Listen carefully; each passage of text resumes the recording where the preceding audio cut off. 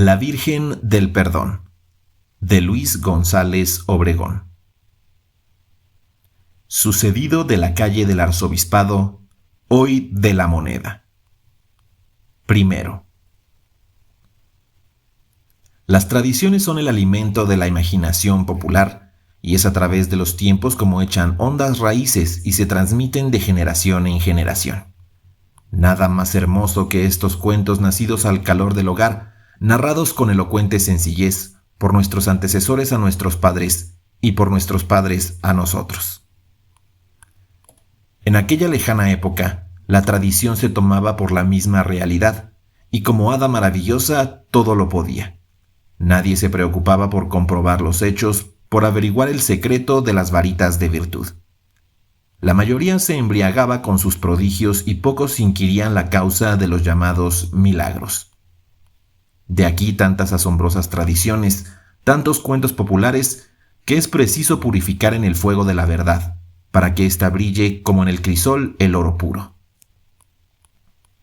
Desde muchachos oíamos a nuestra santa abuela la leyenda de la Virgen del Perdón, que existe en la Catedral de México. La imagen que contemplamos en el altar, que está atrás del coro, nos decía, que tiene a sus lados al Señor San José y a Señora Santa Ana, cubierta de magnífico cristal y con marco de plata, fue pintada en una puerta muy antigua, y esta puerta perteneció a un calabozo de la Inquisición. ¿Quién la pintó y cómo? Hace muchos años, pero muchos, tantos que ya nadie se acuerda de ello. Allá cuando no había presidentes sino virreyes y capitanes generales, cuando la gente era más devota y más rica y más feliz, hubo un judío que por sus malas mañas fue preso por la Inquisición. Malo como era, sabía pintar, porque Dios es misericordioso hasta con sus enemigos, y a todas las criaturas dispensa sus favores. El judío, preso en su calabozo sin hablar con nadie, pues únicamente se comunicaba con sus semejantes a la hora en que se presentaba a los jueces y cuando el carcelero le llevaba de comer, no tenía ocupación ninguna. Así vivió mucho tiempo. Cierto día pidió pinceles y colores para distraerse del fastidio. No le negaron tan inocente diversión, y él, que cuando estaba libre visitaba por curiosidad los templos de Europa, conoció en las iglesias muchos cuadros de vírgenes y santos, y se le ocurrió pintar en la puerta de su calabozo la imagen de una virgen que había atraído su atención. Preparó los colores, tomó el pincel, y recordando a aquella santísima virgen de rostro tan dulce y tan devoto, que solo el verla un instante invitaba a la oración, impresionado por aquella fisonomía tan cariñosa que conquistaba corazones, comenzó a pintar, y a pintar hasta concluir el cuadro. Cierto día que el carcelero, para llevarle agua y alimentos, entró al calabozo, el judío le mostró su obra con la complacencia natural del que se siente satisfecho de haber ejecutado una cosa buena. Aunque hombre rudo e ignorante, el carcelero quedó admirado ante la lindísima pintura. Conmovido comunicó a los inquisidores lo que había visto y estos fueron al calabozo, y seducidos ante la belleza de la imagen, manifestaron al judío que aquel era un patente milagro, que se arrepintiera de sus culpas y le otorgarían el perdón. Lloró el judío, confesó sus pecados, abjuró de su ley y puesto en libertad fue un buen cristiano. La pintura se colocó desde entonces en la catedral y el pueblo la llamó la Virgen del Perdón.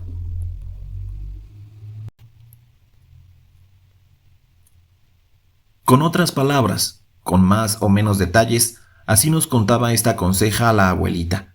Conseja popular como otras con que se concilia el sueño de los niños y que cantan los poetas en bellísimos y sonoros versos.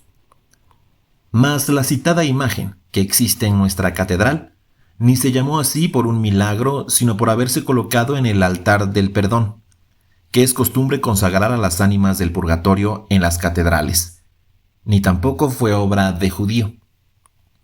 ¿Cuál pudo ser el origen de la conseja? ¿Qué preso por las cosas de la fe pintó en la antigua Catedral de México no una virgen, sino todo un retablo? Lo vamos a ver enseguida.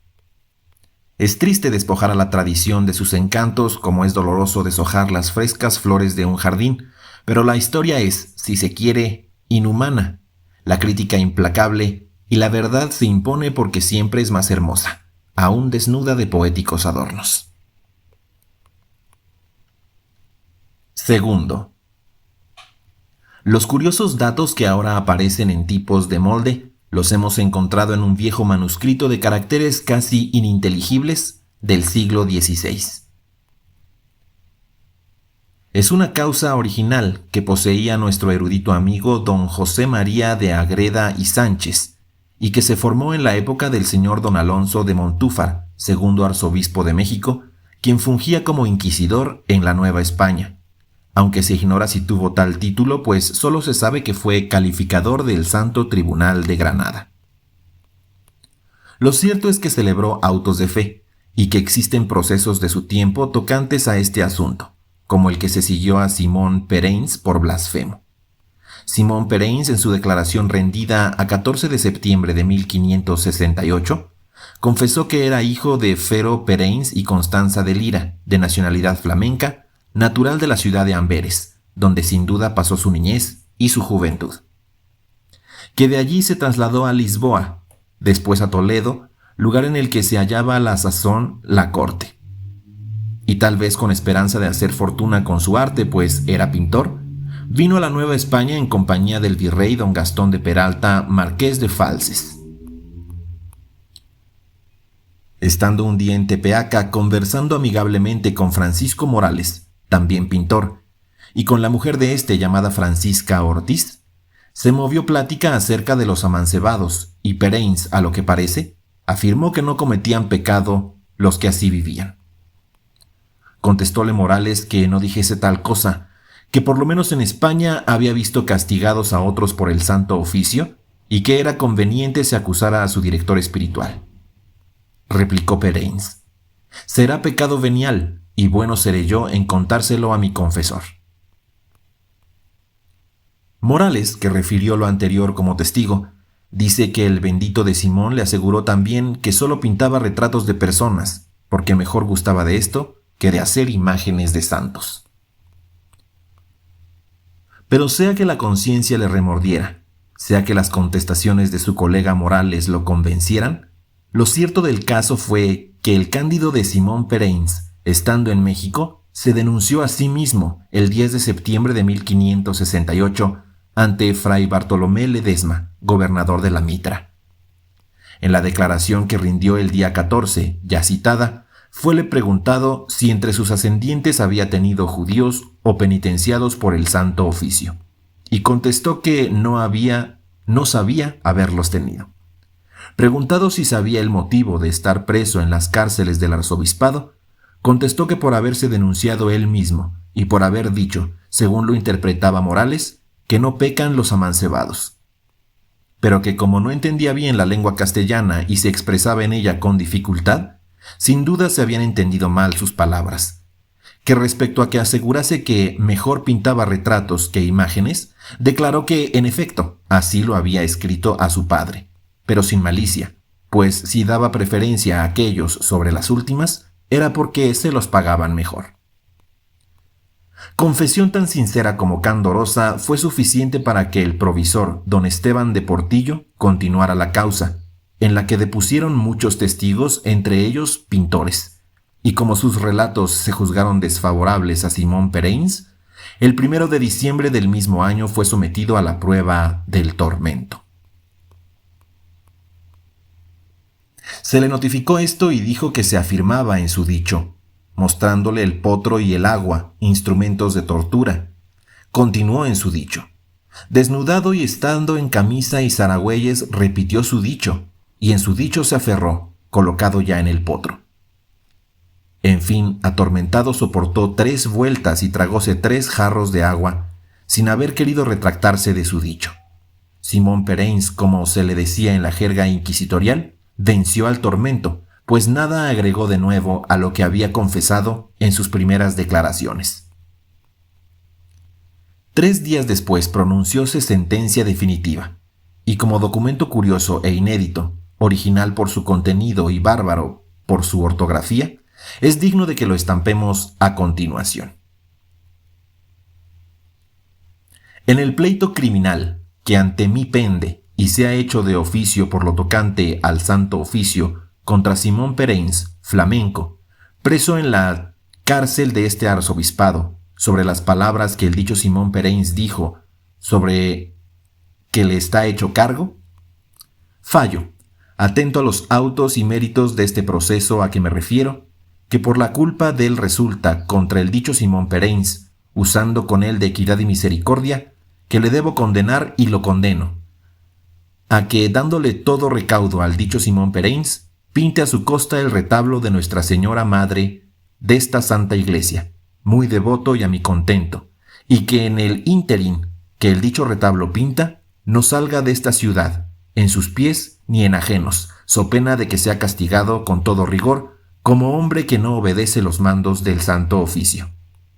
Y amonesto y mando al dicho Simón Pereins que de aquí en adelante no sea osado decir ni diga semejantes palabras que estas sobre que ha sido preso, ni se meta en disputas tocantes a nuestra santa fe católica so pena de que sea castigado rigurosamente.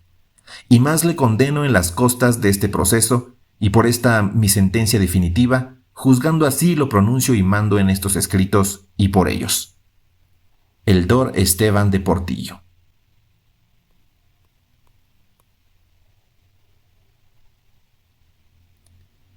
En México, en 4 de diciembre de 1568 años, se dio y pronunció esta sentencia definitiva, desuso contenida por el dicho Sor Doctor Barbosa, provisor y vicario general de este arzobispado de México, por presencia de mi Juan de Avendaño, notario público apostólico, y de la audiencia de este arzobispado de México.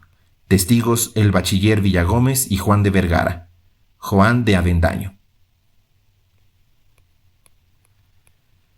En el mismo día, mes y año, se le notificó al reo la anterior sentencia y dijo que consentía y consintió, aunque no sabemos si de buena o mala gana, pues el pobre flamenco, a más no poder y por librarse de mayores sustos, a todo contestaba amén, con la conformidad del ahorcado. Visto el breve extracto que hemos hecho de la causa de Simón Pereins, la historia disipa con su luz las sombras de la poética tradición. Como se ve, el artista de la Conceja no pintó en una puerta una virgen que le sirviera para que le otorgaran el perdón, sino el retablo de Nuestra Señora de la Merced de la primitiva catedral, cuadro que aún se conserva en el altar del perdón de la actual metropolitana iglesia. Y no obtuvo su libertad por milagro de la imagen, sino a costa de dolores en el tormento y previo trabajo de su arte. Por lo demás, la sentencia demuestra la equidad y misericordia de aquellos viejos jueces. Que Simón no quería hacer imágenes, pues que pinte el retablo de un altar. Que gusta más de hacer retratos porque se los pagan mejor, pues que pinte gratis et amore en nuestra santa catedral. ¿Y las costas? Apurado debe haberse visto para satisfacerlas. ¡Qué tiempos! ¡Qué costumbres!